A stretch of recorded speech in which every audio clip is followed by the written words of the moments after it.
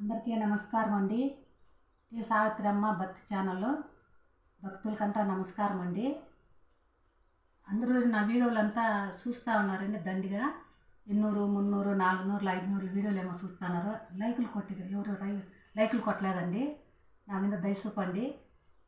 ఇప్పుడు రాముల గురించి, సీతారాములు లక్ష్మణుడు అడవికి పోతారండి. ఆ అడవిలో పడిన కష్టాలు ఆంజనేయుడు పాటలాగా పాడతాడండి. ఆ పాట నేను పాడుతా ఉన్నానండి. వినండి, ధరించండి, లైకులు కొట్టండి. రాముడక అడవిలో, సీతవక వనములో, రాముడక అడవిలో, సీతవక వనములో, భక్తులేమో తల్లడిల్రి అయోధ్యాపురములో. రాముడొక అడవిలో, సీతవక వనములో, భక్తులేమో తల్లడిల్రి అయోధ్యాపురములో. అయోధ్యాపురములో ఇదేమి కర్మము, ఏనాటి శాపమో, ఇదేమి కర్మమో, రామయ్య సీతమ్మ ఎడబాటు పొందిరి. రాముడొక అడవిలో, సీతవక వనములో, భక్తులేమో తల్లడిల్రి అయోధ్యాపురములో.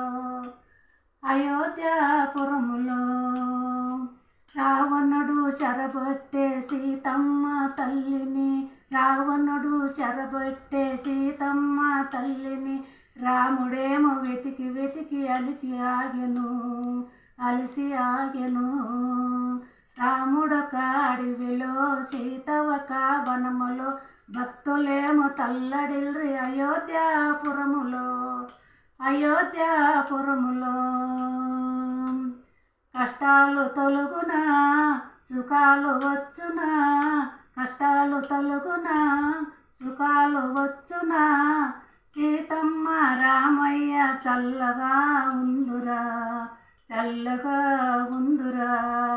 రాముడొక అడవిలో, సీతవక వనములో, భక్తులేమో తల్లడిల్రి అయోధ్యాపురములో. సుగ్రీవుని స్నేహమున వారాదే కట్టిరి, లంకకేగి రావణుని అంతం చేసిరి.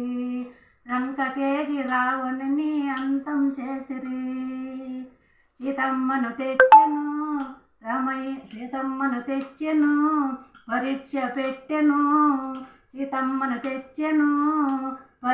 పెట్టెను. సీతమ్మ రామయ్య అయోధ్య వెళ్ళిరి, నిమ్మలంగా ఉండిరి. అయోధ్య వెళ్ళిరి, చల్లగా ఉండిరి. రాముడొక అడవిలో, సీతవక వనములో, భక్తులల్ల తల్లడిల్రి అయోధ్యాపురములో. ఏనాటి శాపమో, ఇదేమి కర్మమో, సీతమ్మ రామయ్య